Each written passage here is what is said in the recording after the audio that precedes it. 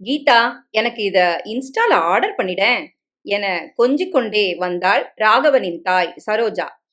சரோஜா மிகவும் மாடர்னான ஸ்டைலான மாமியார். கீதாவுடன் தன் மகன் ராகவன் திருமணமான போதே அதிகமாக பியூட்டி பார்லரில் செலவழித்து தனது கணவனிடம் ஏச்சும் பேச்சும் வாங்கினவளும் அவளே. கீதா திருமணமாகி வரும்போது ராகவன் ஸ்ட்ரிக்டாக எந்த வரதட்சணையும் வேண்டாம் என சொல்லியே திருமணம் செய்து கொண்டான். கீதாவும் வேலை பார்ப்பதால் எதையும் கேட்கக்கூடாது என ராகவனின் அப்பாவும் மிகவும் கண்டிஷனாக சொல்லிவிடவே சரோஜாவும் சம்பந்தி வீட்டில் எதையுமே கேட்கவில்லை. இப்படிப்பட்ட சம்பந்தம் கிடைத்ததே என புலாங்கிதத்தில் திளைத்தனர் கீதாவின் பெற்றோர். இதனாலேயே கீதாவுக்கு அவர்களாகவே முன்வந்து ஒரே பெண்ணாச்சே, அவளுக்கு இல்லாததா என மிகவும் ஆசைப்பட்டு பட்டு நகைகள் என படாடோபமாகவே திருமணம் செய்து வைத்தனர். இவ்வாறாக கீதா செல்வங்களோடு புகுந்தகம் வந்தாள். புகுந்தகம் வந்த நாள் முதல் சரோஜா, அதான் கீதாவின் மாமியார், மிகவும் அலங்காரமாக லேட்டஸ்ட் ட்ரெண்டிங்கோடு ட்ரெஸ் செய்து கொள்வதை பார்த்து கீதாவுக்கு ஆச்சரியமாகவும் இருக்கும். அதோடு இப்படி தனது அத்தை மாடனாக இருப்பதும் அவளுக்கு உள்ளுக்குள் பெருமையாகவே இருந்தது. கண்ட கண்ட இன்ஸ்டாகிராம் வீடியோக்களை பார்த்து ஃபேஷியல் செய்து கொள்வதும் அதையெல்லாம் அவளுக்கு தடவிவிடச் சொல்லியும் கீதாவை நச்சரிப்பாள். கீதாவும் ஆபீஸ் விட்டு வந்து அக்கடா என இருக்கலாம் என்றால் இவள் தொந்தரவு வேற. அதோடு எதையாவது ஆன்லைனில் பார்த்து இதை ஆர்டர் பண்ணு அதை ஆர்டர் பண்ணு என நச்சரித்துக் கொண்டே வந்தாள். ஏதோ 1000 2000 என மாமியார் ஆசைப்படுவதையெல்லாம் நிவர்த்தி செய்து கொண்டே வந்தாள் கீதா. எதையும் மாமனாருக்கு சொல்லிடாத, உன் புருஷன்ட்ட காட்டாத என கண்டிஷன் வேறு போட்டு வாங்கி அடுக்கி வைத்துக் கொள்வாள். ஒவ்வொரு மாதமும் ஒரு புடவை, ஏதாவது ஒரு ஃபேக் நகை என வாங்குவது தவறாமல் நடந்தது. ஒரு முறை ராகவனின் அப்பா இதை பார்த்து விடவே, சரி, கண்டும் காணாமலும் இருந்தார். ஆனால் சில சமயம் கீதா முகம் சுளிப்பதை பார்த்து விடுவார். அப்படி ஒரு நாள், என்ன கீதா, இதெல்லாம் நீ உன் அத்தைக்கு வாங்கி கொடுக்குற, இதெல்லாம் கொஞ்சம் ஓவரா இருக்கே என கேட்க, அதனால என்ன மாமா, சின்ன சின்ன விஷயம்தானே, அவங்களும் ஆசைப்படுறாங்கல்ல என விட்டு கொடுக்காது கீதாவும் அந்த புது டிசைன் புடவையை மாமியாருக்கு ஆர்டர் செய்தாள். எந்த விஷயமும் அம்மா மகளுக்கு இடையில் வேண்டுமானால் நீண்டு கொண்டே போகும். மாமியார் மருமகளுக்குள் நீளுமா? நிச்சயம் நீளாது. இடையில் தலை தீபாவளி வரவே, தலை தீபாவளிக்கு கீதா ராகவனுடன் அம்மா வீட்டிற்கு சென்று கொண்டாடி விட்டு வந்தாள். திரும்பி வரும்போது அவள் அம்மா அவளுக்காக ஒரு வைர பிரேஸ்லெட் போட்டு அனுப்பினாள். வீட்டிற்கு வந்ததும் கீதா அதை பெருமையாக சரோஜாவிடம் காட்ட, பரவாயில்லையே, உன் அம்மா அப்பா ரொம்ப நல்லா உங்களை கவனிச்சு சீர் செஞ்செல்லாம் அனுப்பியிருக்காங்க, ரொம்ப சந்தோஷமா இருக்கு, அழகா இருக்கே என அந்த பிரேஸ்லெட்டை திருப்பி திருப்பி பார்த்தாள்.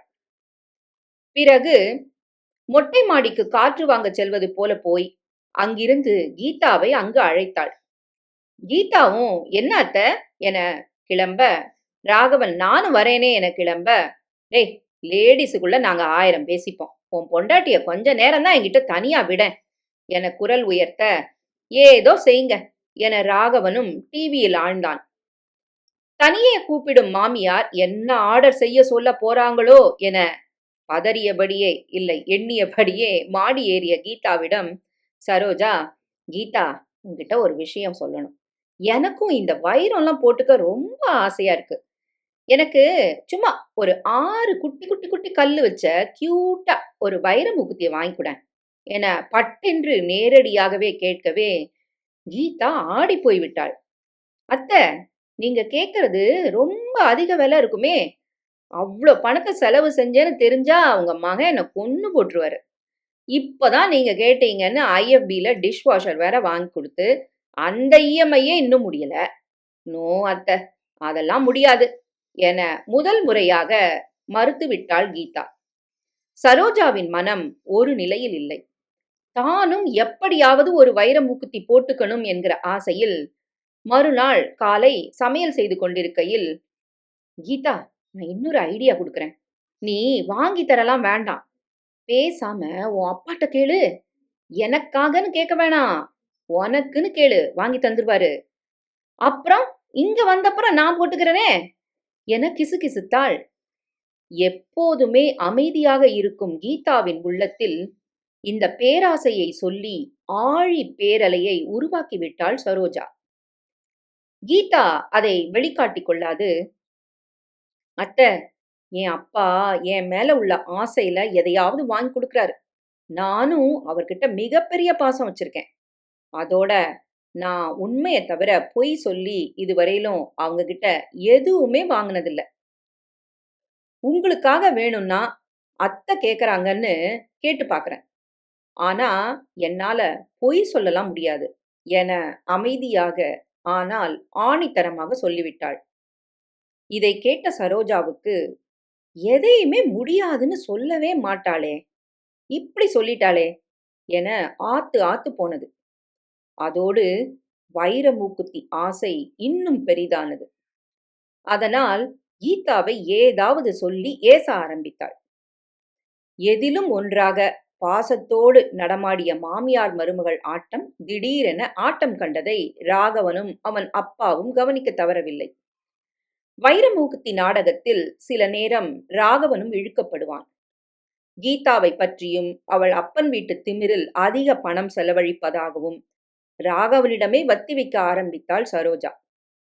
ராகவனும் பொறுத்து பொறுத்து பார்த்து கீதாவை எல்லோர் முன்னாடியும், ஏன் ஊதாரியா இருக்க கீதா, நமக்கே இன்னும் இந்த இஎம்ஐ அந்த இஎம்ஐன்னு இருக்கு, கொஞ்சம் கூட பொறுப்பு இல்ல, எல்லாம் உங்க அப்பன் கொடுக்கிற இடம் என பலவார ஏச அப்பா என்பவர் அப்பன் ஆனதை கேட்ட கீதாவுக்கு அவளுடைய சுய கௌரவம் மிகவும் பாதிக்கப்பட, பட்டென அத்தை தான் வைர முகுத்தி கேட்கிறாங்க, அதனாலதான் இப்படிலாம் நடந்துக்கிறாங்க என உண்மையை அனைவரின் முன்னாலேயும் போட்டு உடைத்தாள்.